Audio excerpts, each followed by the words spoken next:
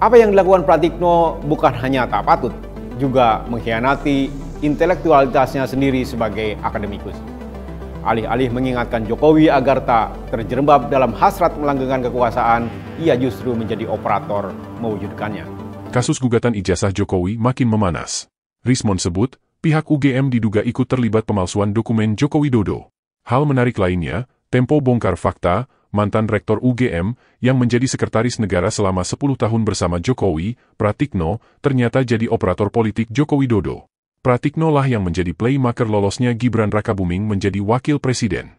Publik pun bertanya, apa yang menjadi landasan berpikir seorang Pratikno memaksakan Gibran harus jadi wakil presiden walau harus ditempuh melalui jalan berliku mengkhianati keputusan rakyat di parlemen dengan mengubah konstitusi. Eksklusif ini. Ini lucu sekali Mas Saiman. Perhatikan kata-katanya Dr. Rismon. Silakan, Dok. Eksklusif ini ya. Ini adalah lembar pengesahan ya dari mahasiswa yang katanya angkatan dari Pak Joko Widodo bernama Saminuddin Barorito. Kalau ini dari Suharman. Coba perhatikan Mas Saiman. Di sini ada dosen pembimbing. Tanda tangannya seperti ini.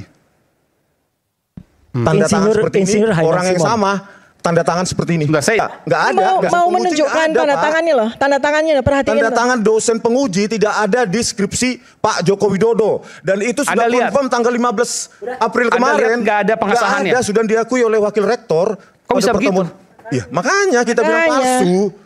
Selanjutnya Pak, ini Pak ya. Inilah pemalsuan dokumen oleh oknum di UGM. Inilah pemalsuan dokumen oleh oknum di UGM. Inilah pemalsuan dokumen oleh oknum di UGM. Bayangkan ini, dosen pembimbing, namanya sama, tanda tangan berbeda. Pratikno menjadi operator politik Jokowi untuk melanggengkan kekuasaan. Namanya juga disebut dalam korupsi BTS. Saya Bagja Hidayat dan inilah opini Tempo. Menteri Sekretaris Negara Pratikno adalah perwujudan paling brutal dari peringatan Kanselir Jerman 1871, 1890 Otto von Bismarck yang mengatakan bahwa politics ruins the character, atau politik bisa merenggut karakter seseorang. Menjadi menteri 2 periode, mantan rektor Universitas Gadjah Mada Yogyakarta ini menari bersama kekuasaan Presiden Joko Widodo. Pratikno naik ke panggung kekuasaan setelah Jokowi terpilih dalam pemilihan umum 2014. Selama hampir 1 dekade, ia menjadi pembantu presiden untuk urusan lancang dan lancung. Pratikno sebenarnya punya prestasi akademik mengesankan. Ia guru besar dengan penghargaan dari berbagai universitas mancanegara. Menempuh pendidikan di kampus-kampus ternama, Pratikno meminati bidang politik lokal dan desentralisasi, politik keuangan negara, serta kebijakan publik dan birokrasi. Pada bidang-bidang itu, ia tentu mempelajari etika, transparansi, keadilan sosial, dan norma hukum. Namun, menjadi menteri membuatnya menanggalkan nilai-nilai itu, bahwa politik adalah urusan publik yang terkait dengan etika dan norma. Ia menjerumuskan diri dalam urusan politik dengan P kecil, yakni bagaimana menjaga kekuasaan sang majikan. Liputan majalah ini menemukan Pratikno menjadi perantara mulusnya putusan Mahkamah Konstitusi dalam mengubah syarat calon presiden dan wakil presiden dalam Undang-Undang Pemilihan Umum. Pratikno diduga turut melobi Hakim Konstitusi sehingga anak Jokowi, Gibran Rakabuming Raka, yang belum cukup umur bisa menjadi kandidat wakil presiden. Manuver politik Pratikno juga menyasar partai-partai agar bersedia menerima Gibran sebagai calon wakil presiden bagi Prabowo Subianto. Sebelum keluarnya putusan Mahkamah Konstitusi pada 16 Oktober 2023, partai pendukung Prabowo punya jagoan masing-masing. Dukungan itu buyar begitu Gibran cukup syarat menjadi calon wakil presiden. Apa yang dilakukan Pratikno jelas melampaui kewenangannya sebagai Menteri Sekretaris Negara. Peraturan Presiden Nomor 31 Tahun 2020 tentang Kementerian Sekretariat Negara membatasi tugas dan fungsi Menteri Sekretaris Negara sebagai pembantu teknis Presiden dan Wakil Presiden dalam penyelenggaraan pemerintahan.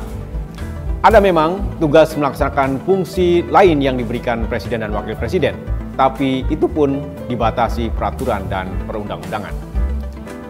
Melobi Hakim Konstitusi agar membuka jalan politik bagi anak Presiden tentu bukan tugas lain dalam aturan itu. Membujuk partai politik agar menerima anak Jokowi dalam koalisi pemilihan presiden juga bukan tugas seorang Menteri Sekretaris Negara. Lobi dan manuver politik adalah tugas para politikus, dalam mengkomunikasikan kepentingan untuk orang banyak. Apa yang dilakukan Pratikno bukan hanya tak patut, juga mengkhianati intelektualitasnya sendiri sebagai akademikus.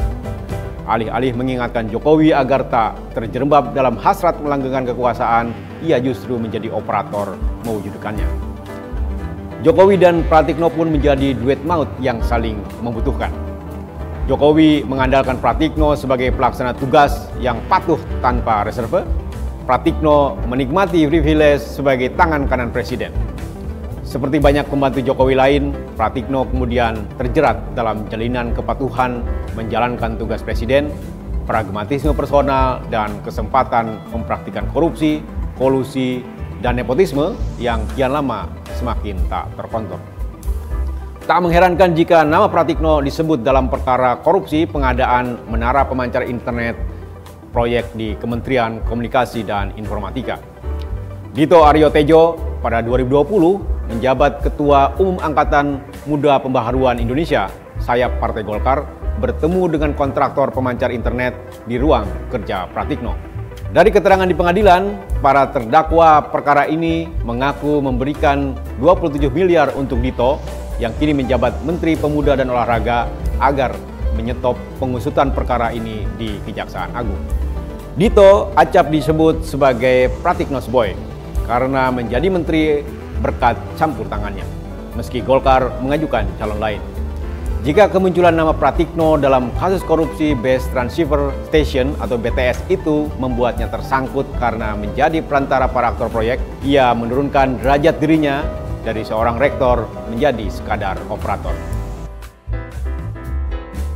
Jika seorang Pratikno menjadi motor diloloskannya Gibran jadi wakil presiden, menurut kalian, apa yang sebenarnya menjadi agenda Pratikno dan Jokowi? Adakah rahasia besar yang disembunyikan yang kemudian takut terbongkar ke publik hingga menempatkan anak dan para bekas menteri lain di pemerintahan? Ataukah ini hanya sekedar ambisi melanggengkan kekuasaan semata? Tuliskan jawaban kalian di kolom komentar, dan jangan lupa like dan subscribe video ini agar channel ini dapat berkembang.